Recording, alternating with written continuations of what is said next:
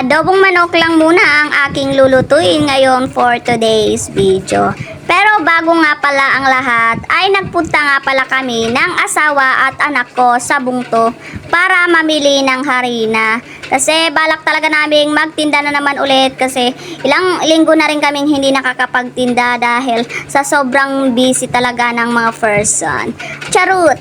Pero eto nga pala guys, kung nakikita nyo dyan dahil sa sobrang tagal na naming nag-aantay dito sa my bakery, ay medyo naiinit na talaga yung asawa ko. Nga pala guys, bago nga pala kami pumunta dito sa my bakery, ay nakapamili na nga rin pala kami ng ulam guys. Medyo marami-rami din kasing customer kaya medyo nagtagal din kami doon. At eto dahil sa wakas ay naikargan na nga rin pala ang aming harina, ay agad naman kaming umalis. Syempre, pagdating namin nga pala dito sa bahay ay agad ko namang inasikaso itong ating manok na lulutuin. Bali, adobo nga pala ang aking gagawin dito guys.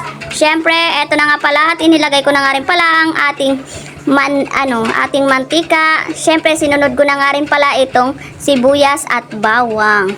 At eto, dahil nailagay ko na nga rin pala itong ating manok, ay agad ko namang tinimplahan ng ating mga pampalasas. Charo sana all.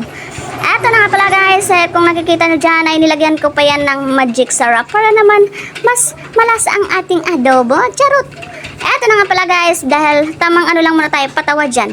Huwag lang natin siseryosohin yung ating ang buhay. Ganyan lang talaga yan, ha?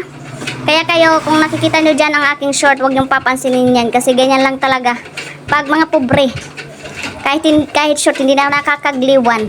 Yan guys, at dahil luto na ang ating adobo, tara, samahan nyo na rin kaming kumain. At kung hindi pa kayo nakapag-follow, please follow, like, and share na rin. At maraming salamat sa inyong pananood. Bye-bye!